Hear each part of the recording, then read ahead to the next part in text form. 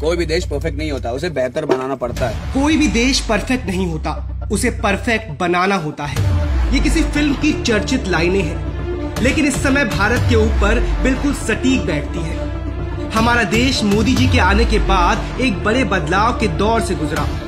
Surgical strike, स्वच्छ भारत अभियान, काला बाजारी पर रोक, 370 हटाना, राम मंदिर का निर्माण और आतंकियों का सफाया, ऐसे अनगिनत कार्यों ने विश्व भर में भारत की छवि को बिल्कुल बदल दिया।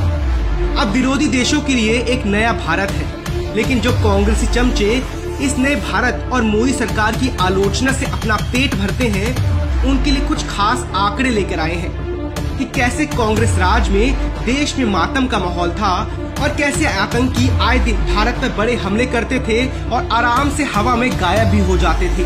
बीजेपी 22 मई 2004 को अटल जी की सरकार की औपचारिक रूप से विदाई हुई और इसके बाद देश में आतंकियों और पंचमक्कारों ने कितना कत्लेआम किया, इसे समझिए।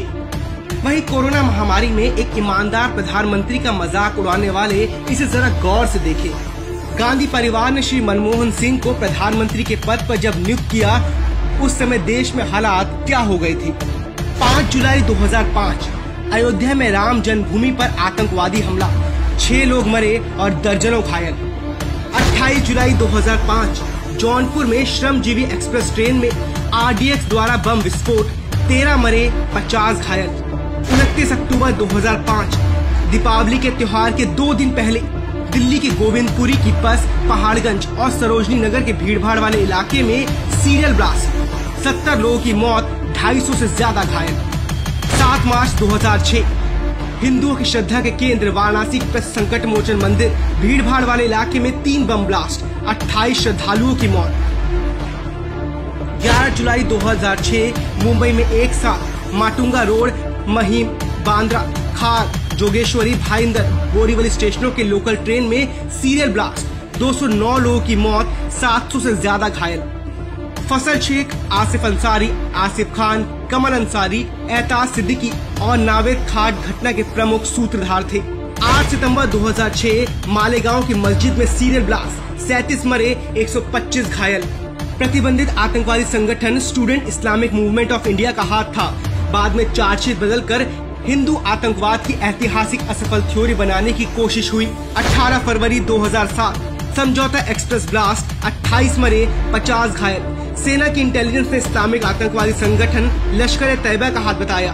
वहीं कांग्रेस ने हिंदू आतंकवाद बनाने के चक्कर में भारतीय सेना के कर्नल श्रीकांत पुरोहित को जेल में 7 वर्षों तक भयानक यातनाएं दी। 9 वर्ष बाद पुरोहित जेल से बाहर आए। 24 नवंबर 2007 उत्तर प्रदेश में लखनऊ, अयोध्या और बनारस के न्यायालयों में सीरियल ब्लास्ट, 16 लोग मरे और 79 लोग घायल। 1 जनवरी 2008 रामपुर उत्तर प्रदेश में CRPF कैंप पर हमला, 8 लोग मरे, 7 घायल, लश्कर तैयबा का हाथ। 25 जुलाई 2008 बेंगलुरु में 8 सीरियल ब्लास्ट, 2 लोगों की मौत और 20 घायल।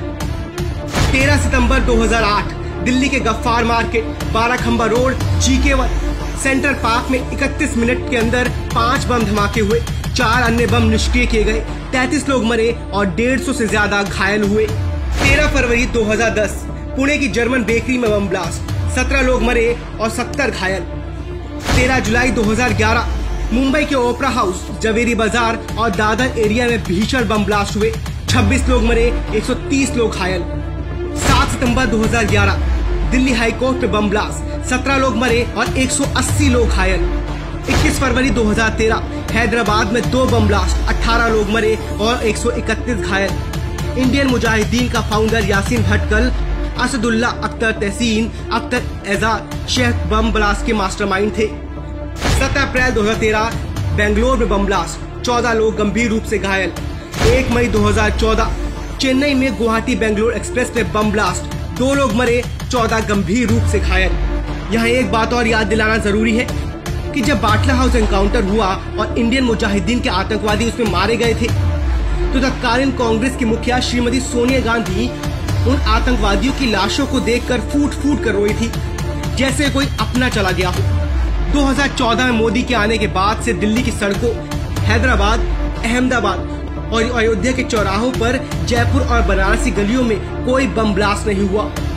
जहां कोई मंदिर या मस्जिद जाने वाला, कोई दिवाली के लिए खरीदारी करने वाला, कोई रेस्टोरेंट में अपने परिवार के साथ बैठा व्यक्ति या मुंबई की लोकल ट्रेन में यात्रा करता नागरिक उसकी चपेट में आया हो। जानते हैं क्यों? क्योंकि इस देश में आम चुनाव द्वारा इलेक्टेड प्रधानमंत्री नरेंद्र मोदी का राज है, जबकि आज से पहले आतंकवादियों की लाश पर आंसू बहाने वालों द्वारा इलेक्टेड प्रधानमंत्री मनमोहन सिंह थे। आज देश आतंक और आतंकवादियों की कब्र खोद रहा है। पिछले 2 सालों में 300 से ज्यादा आतंकियों को जहन्नुम पहुंचा दिया गया है। आज देश के लोग चैन की नींद सोते हैं क्योंकि देश का चौकीदार और देश की सेना अपना काम पूरी मुस्तैदी से कर रहे हैं।